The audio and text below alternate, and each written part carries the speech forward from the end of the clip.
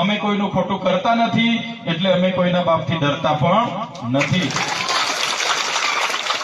ભાઈ હાચવો, ગામનો કોઈ યુવાન, કોઈ બાળક ભણવાના ટાઈમે કોઈ રખડે નહીં. એ તો ઘણા પાર્ટીઓ કરવા નહીં જાય.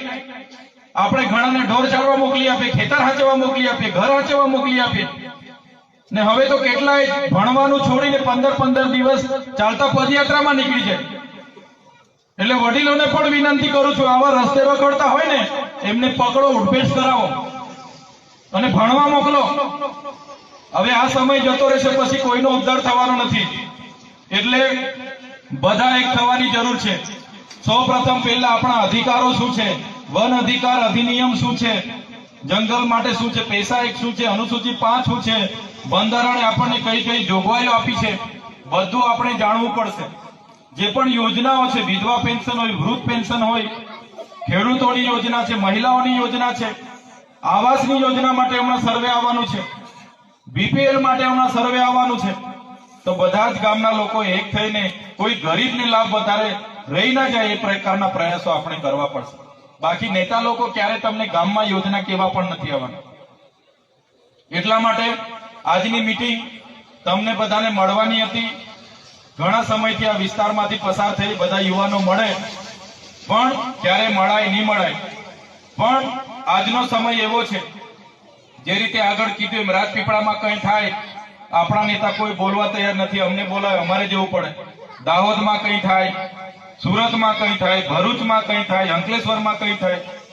અને તમને તો ખબર છે, આ સરકારો અમને પણ છોડતી નથી. ધારાસભ્ય તરીકે અમને ને અમારા પરિવારોને પણ ઘણી જેલો કરાવે છે.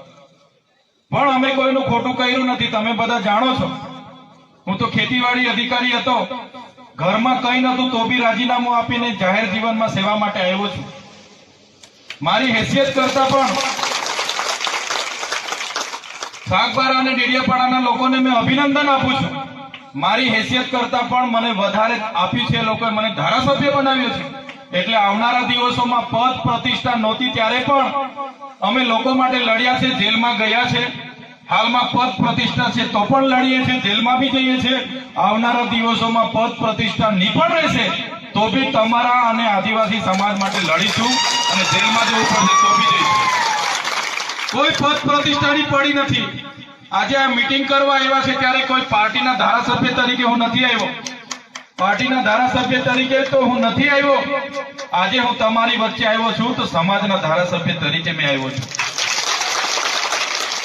અને અહીંયા બધા જ લોકો બેઠા છે.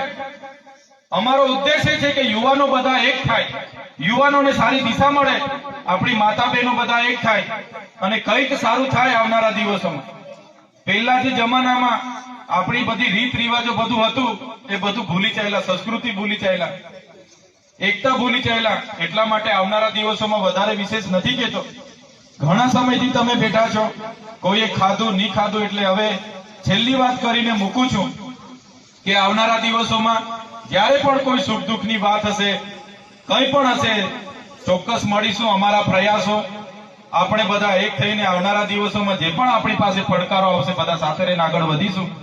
જ્યારે પણ સુખ દુઃખના કોઈ પ્રસંગ હશે અમને જણાવજો, અમે પણ આવીશું. અમારું કંઈ કામ હશે તમને જાણ કરીશું, તમે પણ આવજો.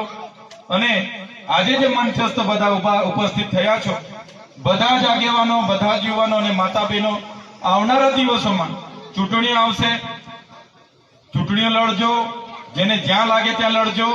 પણ જ્યારે પણ આદિવાસી સમાજની વાત આવે તો બધા જ લોકો એક થઈને બહાર આવજો અને સહકાર આપજો. તો જ આવનારા દિવસોમાં અમે પણ લડી શકીશું અને અમે પણ ટકી શકીશું. અમારી પાછળ પણ આ પોલીસ આદુ ખાઈને પડેલી છે, તમે તો બધા જાણો છો. પણ